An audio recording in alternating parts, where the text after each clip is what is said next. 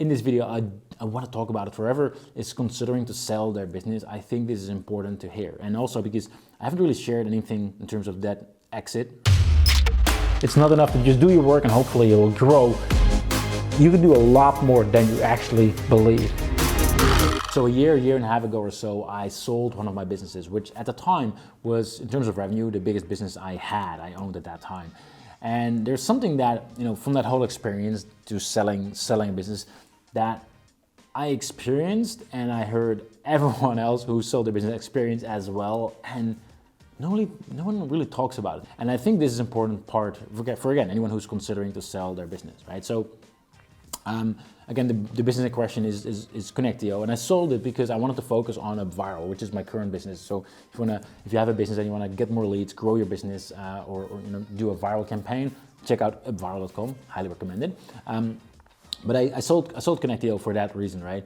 And in that whole process of like when you're considering to sell your baby, because that's really what it is. Like, it's your baby. You've been putting your love into it. You've been growing it for all these years. And to then be able to let that go, it's a big decision, right? So in order to anticipate for that, in order to make the right call, I started reaching out to people. I started reaching out to people who I know exited their business as well. Like some small, some big, into the 8 figures mark, like even 9-figure one guy as well. And what was funny, which I think was, in hindsight, funny, is that pretty much all of them said like after they sold the business, they got like in this like dark period which was not fun. Which was not fun at all, right? And the reason why that was is because, while you have your business, you first of all, you've got something to do, right? You have work to do. Like you're working your business, right?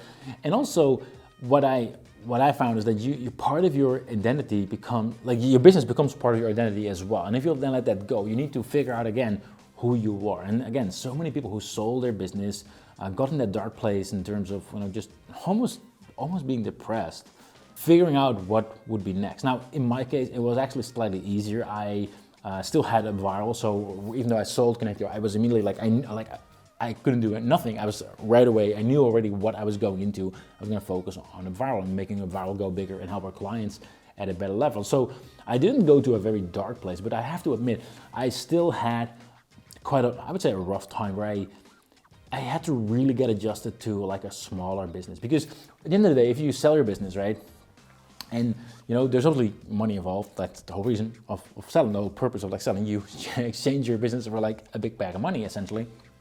But like that big bag of money that will just come in, like all that, you'll look at your bank account once when it gets in, and that's it. Like after that, it's, I would say, meaningless, right? In a way, like if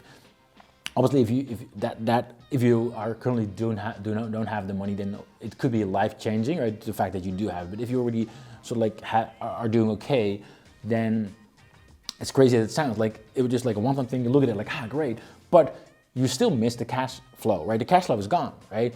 And as a business owner, or at least I personally, maybe not for everyone, but I identify myself in terms of like, the revenue size or ad is like a certain, I keep track of that, but also the impact you can make with your team. You have a big team, you can, if you have an idea, you like, hey, you have the resources to quickly put stuff out, right? And then after I sold the business, obviously the revenue is way down because like, the biggest part of the revenue was inside Connectio. We were at like 40-ish people after the acquisition, we were around 20 people or so.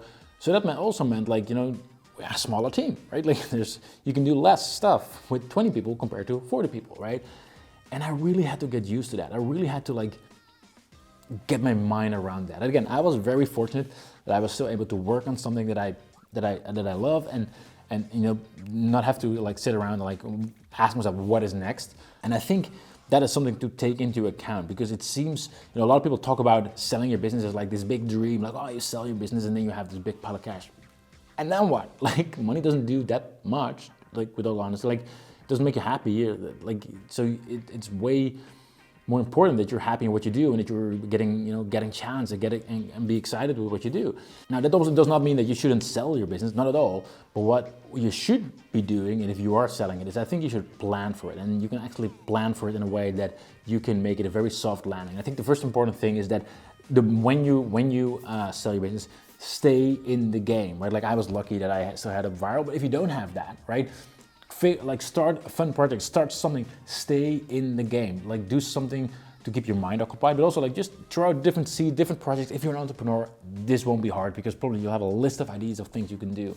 And just stay in the game, right? That's the first thing that I would highly recommend. Second thing is to surround yourself with like-minded people, surround yourself with other entrepreneurs, because especially in that phase, it's very important, right? Just to socialize and to spot new opportunities. Because again, if you just sold your business, you want to start something new, but you need to have creative impulses to find new opportunities, to find new areas to dive into, and to then see what is next on my path. So surround yourself with other like-minded people, like-minded entrepreneurs. And number 3 is don't be too hard on yourself, right? It's okay that if you went really hard into your business, maybe even for years and years, and then you're suddenly, you sold it, and maybe there's like an earn-out period, and there's a phase where you still need to work on your business, not as the owner, but like, with the new owners. But like after you let go, and you go through that phase of like, what now? Like, and you go into not really knowing what's next, don't be too hard on yourself. Give yourself some time. Go and take a longer holiday, because otherwise, again, what's the point? So don't be too hard on yourself. So that's definitely something that I would recommend for those who are considering selling your business. So not sure you're watching this, but if you're watching this because you're looking to sell your business and you came across this video, hopefully that helps. And if you were not even thinking about selling your business, maybe this puts a little seed into your radar that, it's an option, right? You don't have to, but it's always an option, all right? So with that, I will talk to you soon. Cheers. All right, cut, we're done here. Let's wrap it up. Oh, well, sorry, you're still there. Well, in that case, thanks for watching, and make sure to subscribe to my channel where I share marketing tips, tricks, and strategies that will help you grow your business faster. So you can click on the subscribe button right now or check out the next video. Either way, thanks for watching, and I'll see you next time.